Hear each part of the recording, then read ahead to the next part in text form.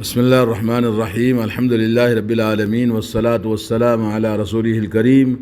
وعلی آلہ واصحابہ اجمعین۔ ماں باپ کے ساتھ حسن سلوک کرنا، ماں باپ کی خدمت کرنا، ماں باپ کا مقام اسلام میں ایک مسلمان کے لیے اللہ تعالیٰ پر ایمان، اللہ کی توحید، اللہ تعالیٰ کی عبادت کرنے کے بعد سب سے عظیم اور سب سے بلند اور سب سے اونچا مقام ہے دین اسلام کے اندر۔ ہر مسلمان کو اپنے والدین کی قدر کرنی چاہیے۔ آج کل والدین بڑی شکایت کرتے ہیں کہ بچے ہمارے بات نہیں مانتے اور ہمارے یہاں لڑکوں کا یہ حال ہے، لڑکی کا یہ حال ہے۔ تو یہ تمام چیزیں ہمارے والدین کی کمی ہے کہ انہوں نے بچپن سے والدین کی اہمیت اور ان کی عظمت کا ان کے دلوں میں صحیح تربیت نہ کرنے کا نتیجہ ہے کہ جس کی وجہ سے وہ ماں باپ کو نہیں جانتے ہیں۔ سب سے پہلے اللہ رب العالمین نے قرآن کریم میں بہت سارے مقامات پر ماں باپ کے احسان اور ان کی خدمت اور ان کے ساتھ اچھے سلوک کرنے پر اپنی توحید اور عبادت کے بعد فوراً ارشاد فرمایا ہے۔ اور اللہ تعالیٰ نے فرمایا اپنی عبادت کا حکم دینے کے بعد، اپنی توحید کا حکم کرنے کے بعد، وَقَضَىٰ رَبُّكَ أَلَّا تَعْبُدُوا إِلَّا إِيَّاهُ وَبِالْوَالِدَيْنِ إِحْسَانًا، سورہ اسراء آیت نمبر 23، فرمایا کہ ماں باپ کا احسان کرنا اپنی عبادت کے بعد فوراً فرمایا،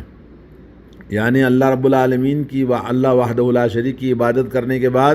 فوراً حکم ملا کہ آپ نے والدین کے ساتھ احسان کریں۔ اور دوسری جگہ پر اللہ نے فرمایا کہ اپنے شکر گزاری کے ساتھ میں ماں باپ کی شکر گزاری کا اللہ تعالیٰ نے ہمیں حکم دیا ہے۔ انشکر لی ولیوالدیک الی المصیر، سورہ لقمان میں اللہ تبارک و تعالیٰ نے آیت نمبر 14 کہ میری شکر گزاری کرو اور اپنے والدین کی شکر گزاری کرو اور تم کو لوٹ کر میرے ہی پاس آنا ہے۔ تو اللہ رب العالمین نے نماز کے بعد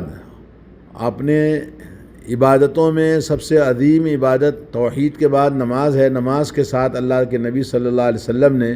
ماں باپ کے ساتھ حسن سلوک کرنے کو سب سے محبوب عمل بتایا ہے۔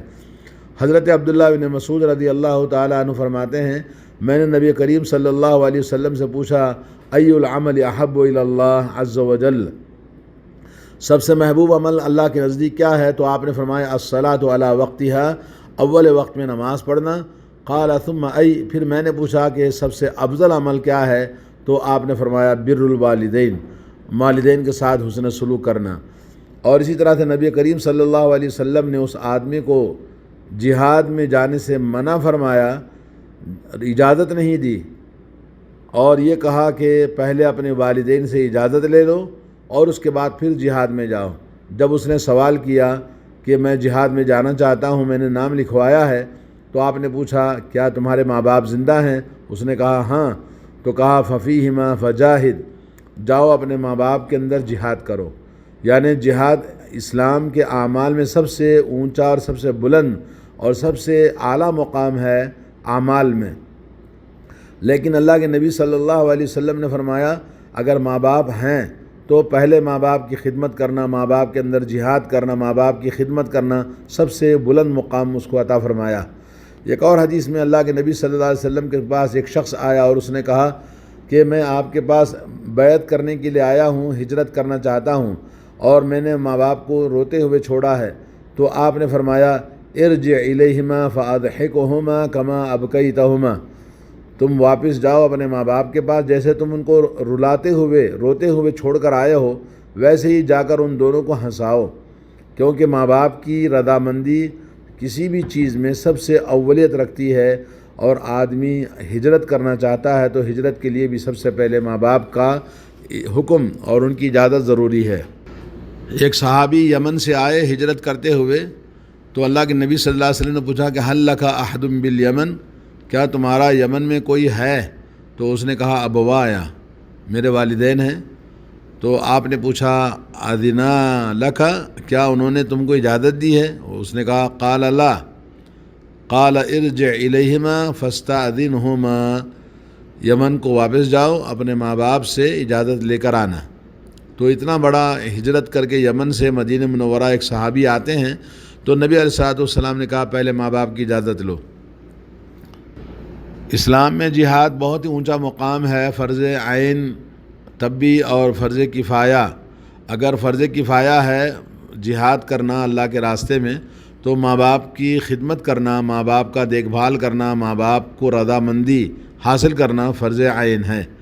اس لیے کہ اس سے آگے کوئی اور عمل نہیں ہے، جبکہ اللہ تبارک و تعالیٰ نے اپنے تمام عبادتوں کا جہاں حکم دیا ہے عبادت کا، تو وہاں فوراً ماں باپ کی اطاعت کا حکم دیا ہے۔ حضرت اسماء رضی اللہ تعالی عنہ کی والدہ مدینہ منورہ آئی تھیں، ابھی وہ مسلمان نہیں ہوئی تھی غالباً، تو اس وقت انہوں نے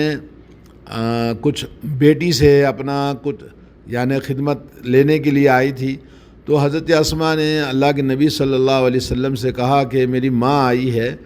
اور وہ چاہتی ہے کہ میں اس کے ساتھ کچھ خدمت کروں، تو کیا میں ان کے ساتھ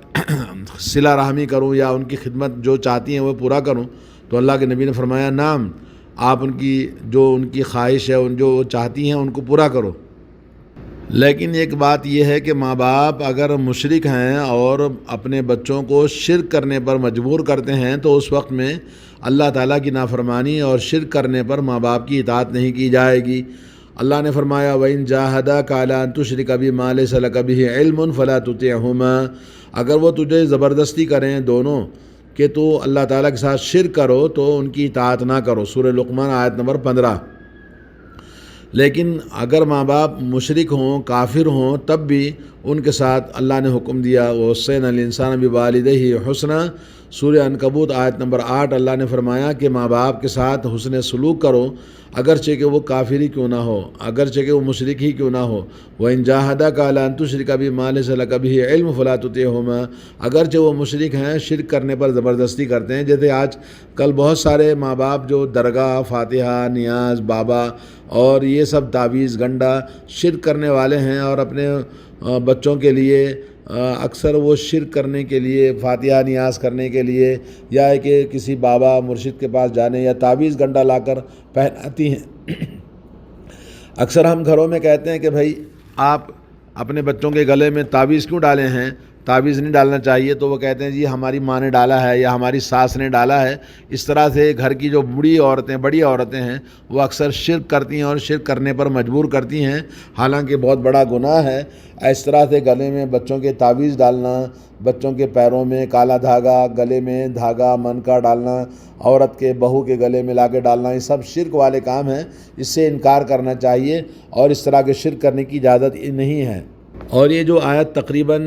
حضرت سعد بن ابی وقاص کے بارے میں نازل ہوئی، جس میں وہ کہتے ہیں کہ میں اپنی ماں کا بڑا ہی اطاعت گزار تھا، اور جب میں اسلام قبول کیا تو میری ماں نے مجھے کہا کہ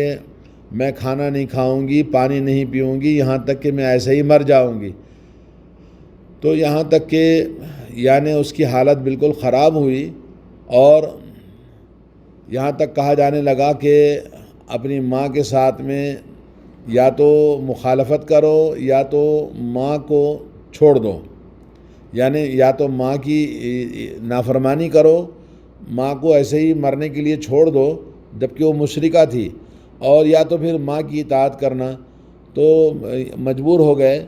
کہ ماں کے ساتھ کیا کیا جائے، تو آخر میں انہوں نے کہا یا اماں لو کانت لک مئۃ نفس، اے ماں اگر تجھ جیسی مائیں میرے لیے 100 ہوں، اور ایک ایک کر کے جیسے تو ضد کر کے کھانا نہیں کھاتی، دھوپ میں مرنا چاہتی ہے، ایک ایک کر کے پوری 100 کی 100 مر جائیں، اور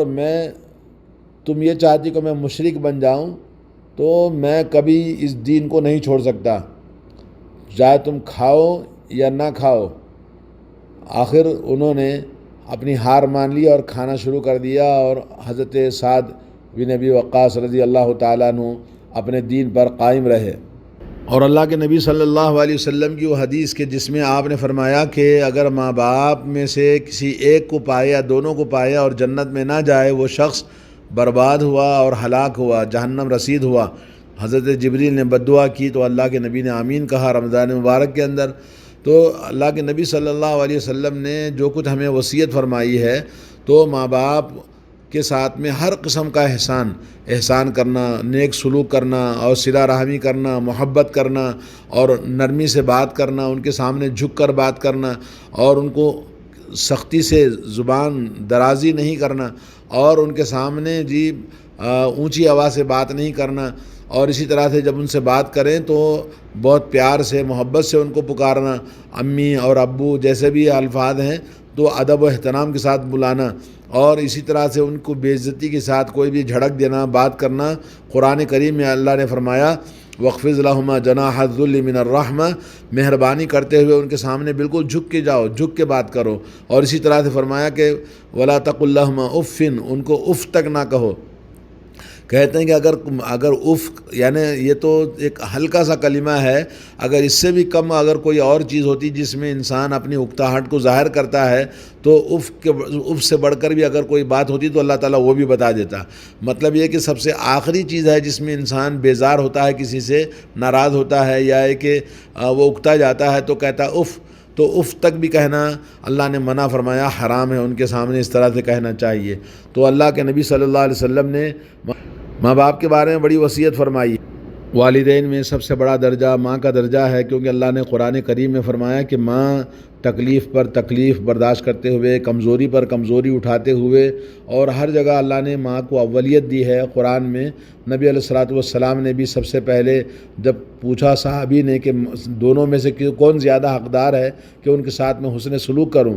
تو آپ نے فرمایا تمہاری ماں، پھر پوچھا تو بیا تمہاری ماں، پھر پوچھا تو فرمایا تمہاری ماں، چوتھی مرتبہ فرمایا تمہارا باپ۔ تو مطلب یہ کہ ماں کا 3 درجہ زیادہ احسان ہے کہ اس نے